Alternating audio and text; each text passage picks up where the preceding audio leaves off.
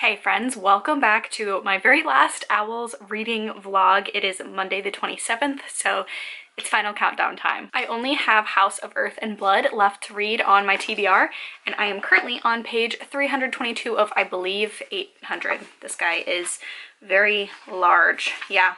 $7.99, so I definitely should be able to get through this. I am really enjoying it, which is surprising. This is definitely more of like a wild card read for me. Definitely a lot heavier on like the romance than I normally tend to like my fantasies. It's just some fun escapism for the time at hand. So yeah, page 322, chapter 33. Things are starting to heat up in terms of the plot.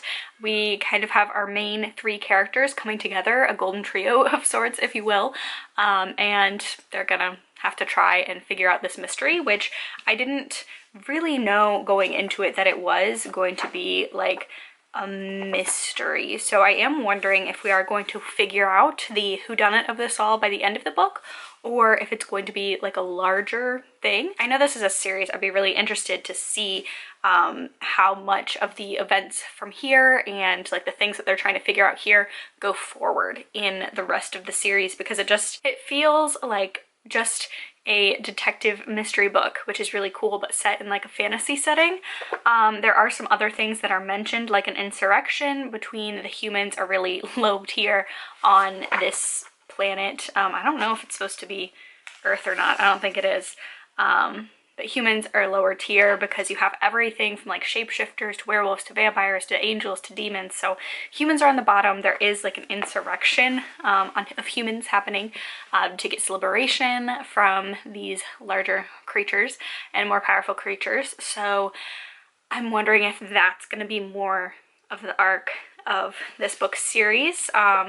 So if that's the case, I don't know how much I'll enjoy it going forward, because I really do just enjoy like this detective sort of thing going on. But yeah, that's really all I have for you in terms of an update. I've been, let's see, last night I read about 100 pages of this, just because a lot of the chapters kind of end on like a little cliffhanger.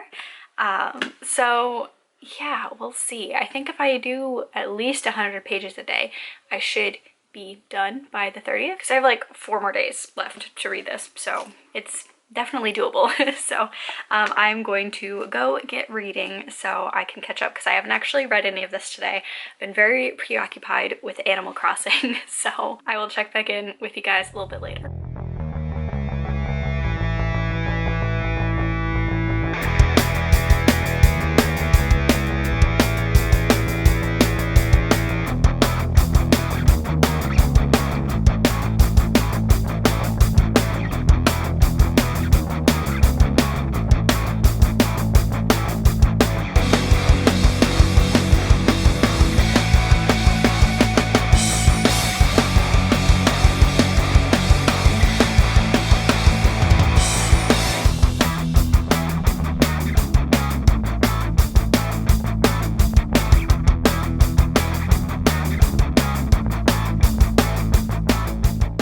It is the end of the night. I got a ton of reading done in this book today, which is really good because I have less time than I thought. I thought April had 31 days for a hot minute there, but it only has 30. I'm on page 423, and honestly, it's kind of hard to give detailed updates without spoiling, which I definitely don't want to do, just because like this is, I mean, like I said earlier on today, it is whodunit. Like they're trying to figure out who murdered some of the main character's friends and also different magical beings in the city. So it's kind of hard as they investigate each lead and everything like that not to spoil events that happen. So pretty much that means I'm like halfway through it. Right now it is an enjoyable read. I probably will pick up the next book in the series. I don't know. There's like, I mean, the two of the main characters kind of have like this, not really enemies, but I mean, kind of, I guess, enemies to, I'm sure, what will be lovers throughout the story trope going on, and it just happened really suddenly for me. They didn't really get along, and then all of a sudden they were kind of starting to get along, but in almost, I felt like a brother and sister sort of way. Like they just give each other a really hard time and it was banter back and forth. Because also what's really confusing is Bryce's half brother is the other part of the trio of main characters, and like in the beginning she was kind of treating her half brother and this other guy like the same, like giving him a hard time. So it's weird to immediately kind of go from that to all of a sudden there's something that happens, and then every single description that they then have after that thing of each other is very sexual and like getting into like sexual deeds they want to do with each other. So that's like a little distracting. I feel like there's a way to describe, or yeah, like I feel like there's a way to go from friends to being interested in someone without going from playful back and forth banter to describing sexual acts with them. I don't know, so that was a little weird. But again, I don't know how weird that would be for anyone else, just because I don't normally mix romance and fantasy. So yeah, that's a little interesting. But other than that, I actually just submitted all of my owls on the spreadsheet, which I've been neglecting to do. So I had to submit every single one of those. Even though I've been done with most of them for a while. This big boy is my last one, so that's exciting. And now actually what I was kind of doing is looking through my Goodreads new releases, just because I feel like I'm really out of date with what's coming out. In my bullet journal, I actually have a spread of my most anticipated releases of the year, and all of them were January, February, March, April, and then July 7th. There's like 8 that come out July 7th, so hopefully I have a job by then, because so July 7th looks like it's gonna be a hefty buying day for books. But other than that, like I don't have any information on releases, and again, just with everything that's going on, they're probably gonna be changing around some, so I don't want to go too far into the future. So that's why I'm kind of looking around on Goodreads. But I think I'm done with physically reading for the day. I might pick up an audiobook just because I read over 100 pages today, and that was a lot. A lot happened in that 100 pages. So I think I'm gonna call it quits for tonight, and I will talk to you guys tomorrow.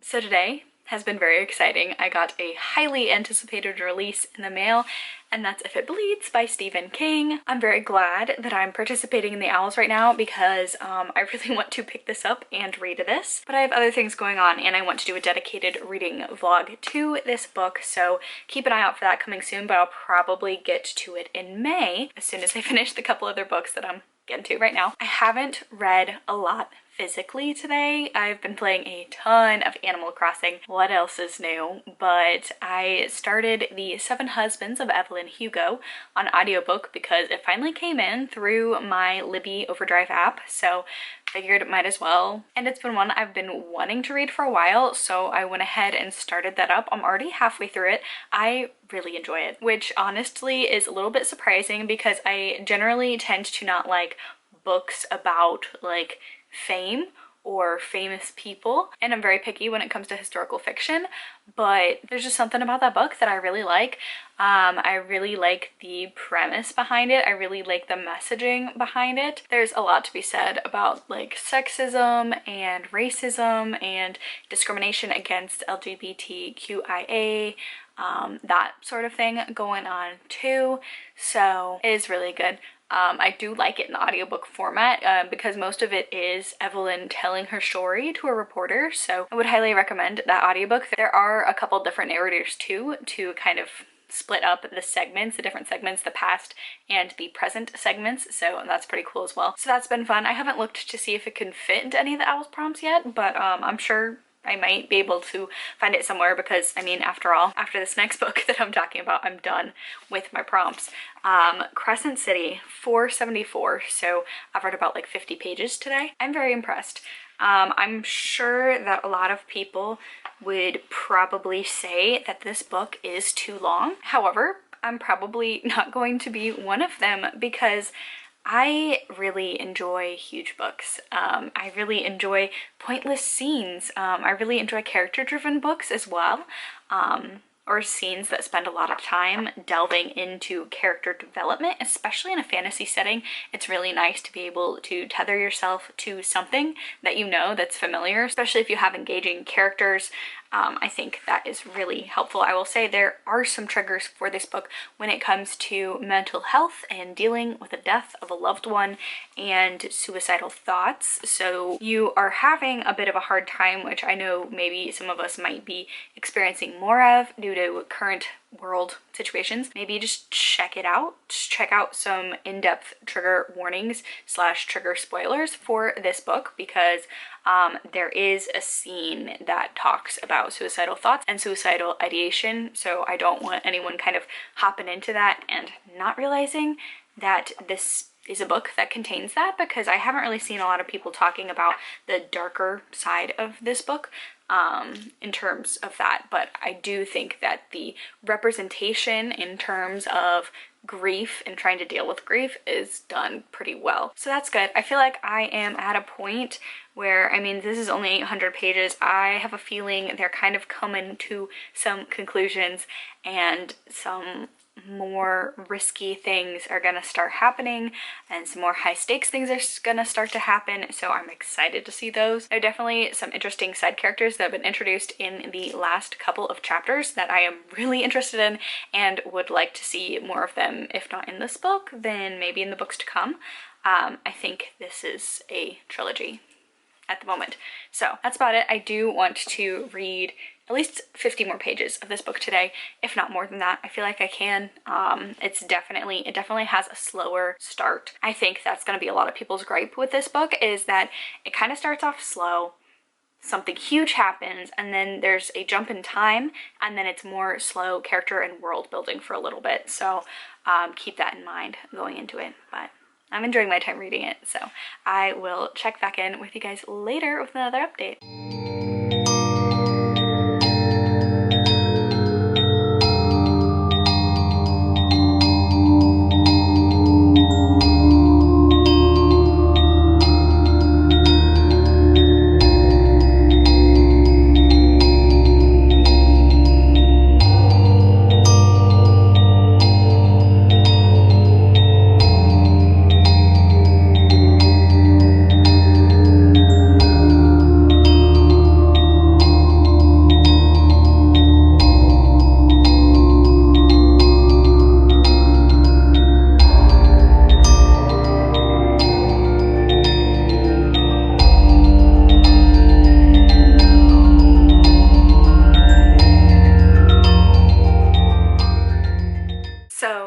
I never actually closed this vlog out. I kind of forgot I was filming a little bit of vlog footage here and there and just never popped back on and talked to you guys. So I was sitting down to do my April wrap up and realized that I never really did this one for this vlog first. So I did finish Crescent City.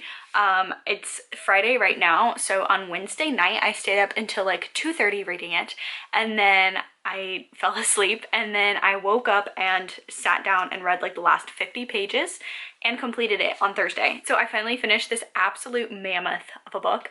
And I also finished The Seven Husbands of Evelyn Hugo, which actually does fit a couple of prompts. I think I'll just throw it on for like Muggle studies because it's a contemporary. That was really good. That was a really good audiobook. So if you're looking for an audiobook, definitely check that one out. You can find it on Libby for free. You'll just have to wait a little bit. Now, Crescent City was really good. It really beat my expectations of it, which sounds mean, but I mean, I just really went into this not knowing what to expect because people really do tend to have strong feelings for Sarah J Maas one way or another. I love fantasy, so I think it's kind of a shame that I haven't picked up anything by her until this point, so I'm glad I did. I probably will be continuing on with this series, but I will say this is an 800-page book. It's a very hefty book, but I will say this does wrap up very nicely. There are some things that you might still have like questions about if you really think about certain plot lines, but as a whole this does wrap up very nicely. There's no huge cliffhangers or anything like that, so even though it's really huge, I think it is a good fantasy book to pick up to sample out the series, because if you finish this and you decide you don't want to complete the series, it does wrap up very nicely on its own. The main conflict of this is the main character Bryce is trying to investigate and see who killed her best friend, because there's a serial killer on the loose in Crescent City killing other people in the same way that her friend was murdered a few years before the main storyline in this book. So if you decide you don't want to pick up the next 2 books in the trilogy, or you don't like waiting on a cliffhanger, because I don't think the next book's supposed to come out until the end of next year, and with everything going on, I mean, a lot of things are getting delayed, so not sure when the second book is going to come out. This would probably be a pretty good book to pick up, especially because it's 800 pages, so I mean, a lot of us are fortunate enough to have a lot of time, so yeah, I enjoyed it. I enjoyed the world, and I enjoyed a lot of the side characters more than I enjoyed the 2 main characters, especially like the main love interest. I'm not a big fan of him, and it is way more romance heavy than I normally prefer in my fantasies, but I thought it was really good. I loved the world, and some of the side characters, I feel like they're going to be getting bigger roles in the next book, so I'm looking forward to that, and I will continue the series. So that's going to be it for this video. I need to do my monthly wrap up and just a couple other videos too, so I hope this was a little bit entertaining for you. I definitely know that you know, quarantine, there's not that much to vlog other than me moving from various locations around my house. So thank you guys so much for watching. If you enjoyed this video, please give it a thumbs up, subscribe for more content from me, and leave a comment down below. I will catch y'all in the next video. Bye!